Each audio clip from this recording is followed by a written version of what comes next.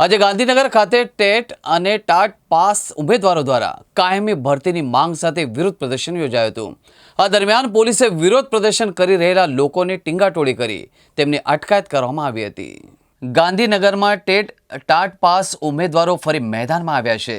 ગાંધીનગરના જૂના સચિવાલય ખાતે કાયમી ભરતી મુદ્દે વિરોધ પ્રદર્શન કરવામાં આવ્યું હતું। વિરોધની મંજૂરી ન હોવાથી કેટલાક લોકોની અટકાયત પણ કરવામાં આવી હતી।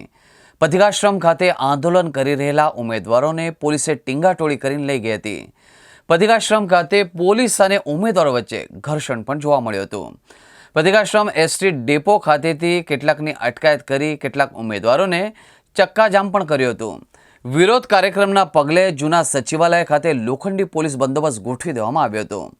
જિલ્લા બહારના વાહનોનું ખાસ ચેકિંગ કરવામાં આવ્યું હતું। વિરોધ પ્રદર્શનના કારણે નોકરી માટે આવતા લોકો પણ ફસાઈ ગયા હતા।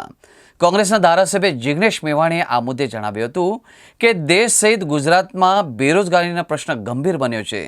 ગુજરાતમાં ટેટ અને ટાટ પાસ યુવા પોતાની યોગ્ય માંગણી કરી રહ્યા છે। 70,000 શિક્ષકોના પદ ખાલી છે।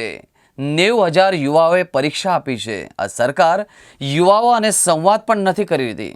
સરકાર માંગણી નહીં સ્વીકારે તો આગામી દિવસોમાં અમદાવાદમાં આક્રોશ રેલી કાઢીશું, જેની તમામ જવાબદારી સરકારની રહેશે।